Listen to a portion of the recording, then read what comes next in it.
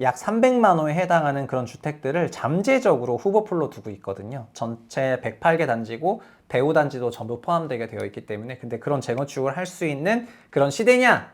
그거에 대해서 잘 모르겠다. 그리고 옛날처럼 재건축이 잘 됐냐? 그것도 잘 모르겠다. 그리고 재건축을 진행하는 와중에 눈에 보이지 않는 복매전이 굉장히 많기 때문에 이런 정비사업 아파트들을 투자를 하실 때 이제 많은 거를 꼼꼼하게 체크하시고 매수 판단하시는 게 좋겠다.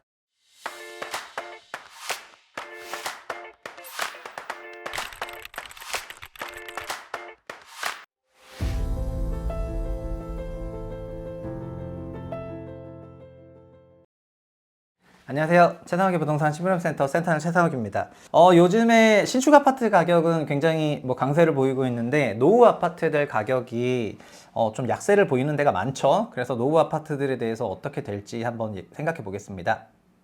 최근 동향을 보면은 6월 기준으로도 한 둘째 주까지 보면은 이제 가격대가 이렇게 가다 이렇게 튀었는데, 그래서 5월 13일 조사 때부터 이렇게 튀었거든요. 사실 저는 그래서 맨날 얘기하는 게, 우리 채널에서 얘기한 건 뭐였냐면은 야당에서 5월 8일 종부세 면제 발언하고 나서부터 그때부터 시장이 안도랠리 했다, 이렇게 생각을 하고 있습니다. 이 안도랠리는 17년 6.17 때도 있었고 2004년에도 있었고 많았어서 이 안도랠리라는 거를 어떤 느낌인지 아실 것 같습니다. 규제를 할 것 같은데 안 할 것 같으니까 이제 랠리하기 시작을 한 거죠. 그래서 현재는 서울이 주간으로 0.09%라는 엄청난 강세 분위기가 나고 있고, 이제 인천조차도 이렇게 0.06이 나오고 있는데, 그래서 서울과 인천 같은 그 수도권의 신축 아파트 위주로 강세가 나고 있거든요. 그래서 그런 상황이고, 전국으로 보면은 0.01이고 바로 직전까지도 계속해서 마이너스였기 때문에, 사실 이 전국을 끌어올린 거는 요 수도권이 끌어올린 거고, 비수도권은 마이너스라고 보시면 될 것 같습니다. 그러니까 비수도권과 수도권 간의 가격 차이가 크고, 수도권 안에서도 사실은 서울로 대표되는 그런 준신축 위주로만 매매가가 강세예요. 최근에 기사 보면은 파이낸셜 기사인데, 이 노후 아파트가 이제 분당 재건축만 40년 걸린다는 이런 컬럼이 있었어요. 그래서 분당 재건축 40년 걸린다는 거는 분당의 순환 방식을 적용하기 때문인데, 그래서 이게 기사의 핵심은 뭐였냐면은, 성남 구시가지 봐라. 성남 구시가지 보면은 단계별로 1단계 구역, 2단계 구역, 3단계 구역 이렇게 훑어가지고 가고 있는데, 이 성남 구시가지 하는데도 지금 20년째 하고 있다. 그러면서 아직도 안 끝났다. 그래서 이제 최소 30년이나 40년 걸릴 것 같다. 뭐 이런 얘기거든요. 분당은 여기 성남 구시가지보다 단지수가 훨씬 더 많죠. 그러다 보니까는 분당 같은 데는 40년 걸린다, 이런 말을 하시는 것 같습니다. 아파트 실거래 어플을 보더라도 이제 그렇게 잘 나와 있거든요. 근데 이거를 좀 더 거시적으로 봐보자고요. 이거는 제가 예전에 많이 만들었던 그림인데요. 5년 단위로 인구주택 총조사를 보면은 결국 주택이 얼마나 준공되는지 알 수 있습니다. 저는 주택을 당시부터 아파트랑 비아파트로 나눠서 좀 봤었는데요. 아파트는 여기 짙은 녹색으로 되어 있습니다. 우리나라의 그 마포에 있는 주거아파트 같은 건 60년대 지어졌지만, 실질적으로 71년부터가 5년 동안 10만 호, 0.1이니까 10만 호가 지어진 게 우리나라 그 단지 아파트의 시초이고요. 76년부터 80년까지 30만 호 지어졌습니다. 그래서 요 70년대에 몇만 호 지어졌죠? 70년대에 40만 호가 지어졌고요. 이 중에서 90%가 재건축이 됐습니다. 그러니까 70년대 지어진 거 중에서 90%가 재건축이 됐습니다. 아직 안 된 것도 있어요. 뭐 다 아실 거예요. 뭔지. 2060년에도 대내 만회하는 뭐 그 단지 있잖아. 내가 차마 이름을 말할 수 없지만, 자, 그런 거의 다 이제 됐습니다. 근데 현재는 81년에서 85년 준공한 단지들이 재건축을 하려고 노력하고 있어요. 현재 기준으로요. 그리고 86년부터는 이 86년부터 그러니까 80년대는 전체 몇 채 지어졌죠? 120만 채 지어졌어요. 그러니까 70년대는 40만 채 지어졌고, 80년대는 120만 채 지어졌고요. 그리고 90년대는 360만 채 지어졌어요. 그러니까 여기서 3배, 여기서 다시 3배. 이렇게 3배 이렇게 올라갔거든요. 그러면은 자, 생각해 볼게요. 지금까지 20년간 아파트를 거의 이제 한 40만 호 정도 재건축하고 지금 나머지를 재건축해 나가는 그런 과정에 있는데, 근데 앞으로 지금 86에서 90년 요거는 이제 시작도 못 했고요. 상계동에 있는 거 하나, 그 조립식으로 되어 있는 거 그거 한 거 말고는 거의 없단 말입니다. 근데 일기 신도시는 여기 있죠. 180만 채. 이거를 지금 재건축한다는 거예요. 이놈을요. 그러면 앞에 것도 안 했는데 얘를 재건축한다고 하고, 얘만 문제가 되면 안 되니까 여기 일기 신도시는 30만 여기 있잖아요. 나머지 150만도 다 포함해버리고 그리고 96년 이후부터 준공 20년 차 이내부터 이제 노후 계획 도시로 다 묶어버려가지고 여기가 다 노후 계획 도시로 묶여져 버렸어요. 실질적으로는 요 두 칸이 묶이겠죠. 그게 260만이거든요. 이거를 언제 어떻게 어떤 방식으로 재건축을 하느냐 어떻게 하죠? 그래서 이게 진짜 문제였거든요. 이거는 아마 10년 전부터 아니면 그 더 이전부터 보셨던 분들은 다 문제라고 느꼈을 겁니다. 저의 과거 로직은 뭐였냐면은 요거 재건축할 때 우리나라에 엄청난 멸실이 오고 어마어마한 멸실로 인해서 상당한 주거료 강세가 오고 그 주거료 강세가 오는 멸실과 준공으로부터 한 4년 5년 걸리니까 그 한 4, 5년 동안 엄청난 그 강세장이 올 것이다. 이게 막 제 16년 썼던 책의 그 생각입니다. 지금은 어떻게 생각하냐? 지금은 이거 정비 사업을 못할 수도 있겠다 이런 생각을 하죠. 왜냐하면 인구 가구 수가 빠지고 수요가 빠지니까 정비 사업 다 못할 수도 있고 과거처럼 모두 하는 게 아니라 이 안에서 선택적으로 몇 개만 되고 몇 개만 안 되고 하면서 그냥 노후화 될 거라고 생각하고 있습니다. 20년간 40만 원 한 나라에서 재건축을 앞으로 10년 동안 260만 원 한다?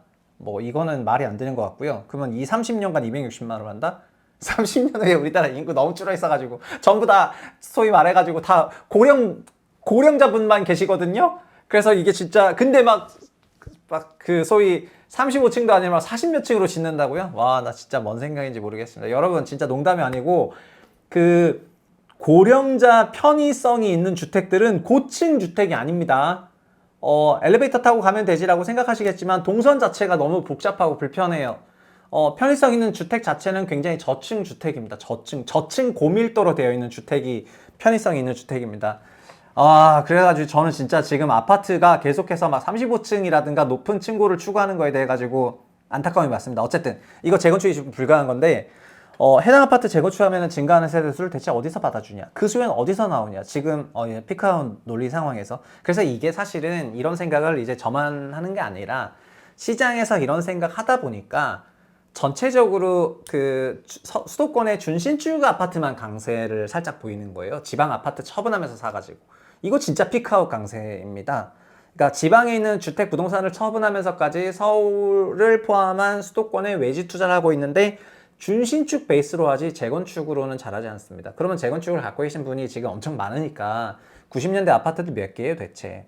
360만 채고 80년대 아파트까지 합치면은 거의 여기도 120만이니까 480만 호잖아요.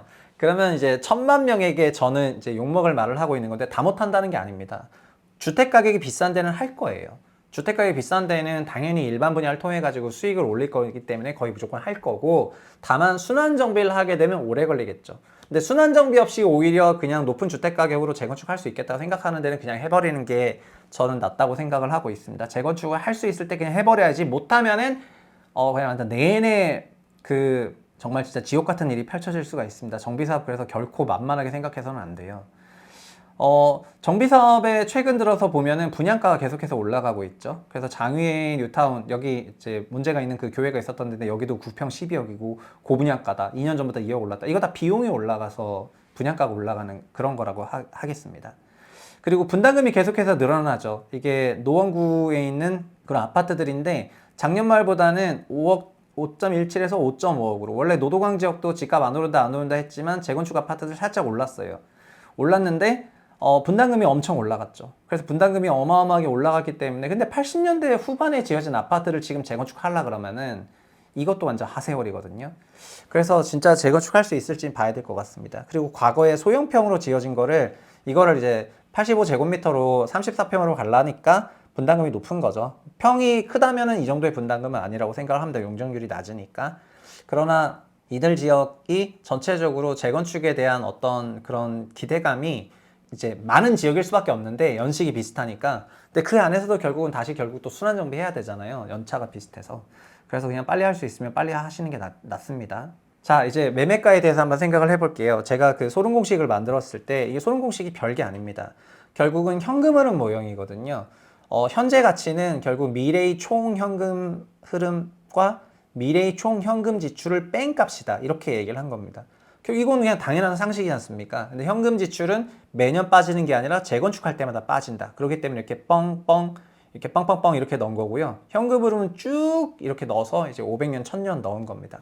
근데 보시면은 결국은 쭉 갖고 오게 되는데 이 비용이 올라가게 되면은 현금 지출이 커지니까 현재 가격이 빠지게 되는 거거든요.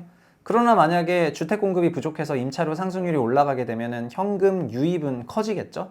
그래서 현금 유입의 증가와 현금 지출의 증가 부분이 미래에 어떻게 될지는 지금 다 확정되는 건 아니지만 계산적으로 그냥 이거는 어떤 상식을 주냐면은 결국 어떤 메커니즘으로 주택 가격이 움직이고 사람들이 어떤 생각을 하고 있는지가 다 나와 있다는 거가 되겠습니다. 그래서 지금은 노후 주택 같은 경우에는 재건축이 안 될 것 같고 재건축 비용이 커질 것 같고 막 이런 주택 같은 경우에는 이 2번 값이 없어져가지고 이게 갭 가격인데 갭 가격이 없어져서 전세가가 될 가능성이 높고 이게 지금 지방에 있는 주택 가격들이 매매가는 전세 가격인 데가 많거든요. 그리고 미래가 크면 클수록 갭 가격이 커지는 그런 구간이 되겠습니다. 그래서 저는 자주 말씀드리지만 성장성만 보자면 갭 가격이 벌어진 데가 나은데 근데 지금은 그 벌어져 보이는 성장성조차도 이 현금 흐름이 장래에 감소한다는 거를 반영 안 하고 있기 때문에 저는 좀 고평가됐다고 생각하는 거고요. 이 현금 흐름 모형 만들고 나서부터는 주택에 대해서 그냥 다른 생각을 가지게 되었습니다. 나머지 지금 그 재건축에 대해서 추가적으로 말씀드리고 싶은 거는 정비사업에는 지금 매몰 비용이 좀 많은 편인데요. 이 매몰 비용이라는 거는 결국은 자기 시간이 거기 너무 과몰입되는 걸 말하거든요. 그래서 아마도 우리나라는 지금은 막 일반 분양으로 재건축하는 게 일반적이지만은 어쩌면은 막 일본처럼 장기수선 충당금 퍼센티지가 늘어나가지고 그러니까 건물 수명이 50년이다. 그럼 50년간 건축 비용 정도에 해당하는 장기수선 충당금이 복리로 늘어나는 구조로 짜가지고 그걸로 나중에 결국은 장선충으로만 재건축을 할 수 있는 수준까지 되는 형태로 가는 형태로 바뀔 수도 있습니다. 이렇게 안 될 수도 있어요. 근데 이렇게 될 수도 있을 겁니다. 왜냐면 다른 나라에서 이런 식으로 돌리고 조금 있으니까요. 결국은 감가상각만큼 장선충을 부담하는 건데 현재 우리 장선충은 너무 적거든요. 장선충 가지고 뭘 아무것도 할 수가 없습니다. 근데 결국은 장선충으로 매년 꾸준히 쌓아두고 나중에 재건축할 때 한 방에 하게 되고 이러면은 마치 상조회사 하는 것처럼요. 그러면은 일반 분양 없이도 재건축이 될 겁니다. 아마 그렇게 할 가능성이 적지 않을 거예요.